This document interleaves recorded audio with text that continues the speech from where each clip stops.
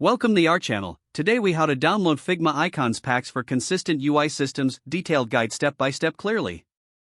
To begin, open your web browser and go to the Figma website.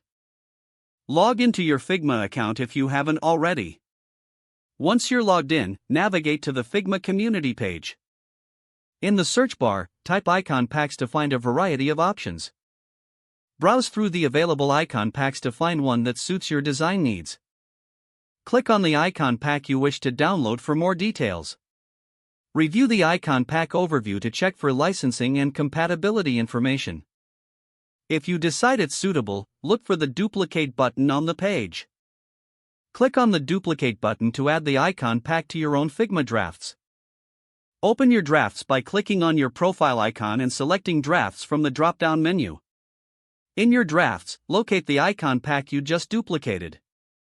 Click on it to open the file and explore the available icons.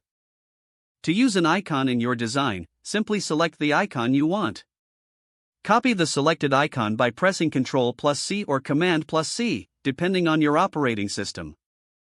Next, navigate to the Figma file where you want to apply the icon.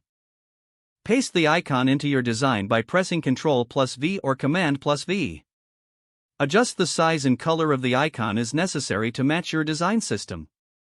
To maintain consistency, ensure that you adhere to your defined color palette and style guidelines. Repeat the process for any additional icons you wish to include. Finally, save your Figma file to keep all your changes secure.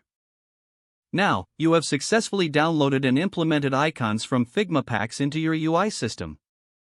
If the page does not load, refresh the browser or try again in a private or incognito window.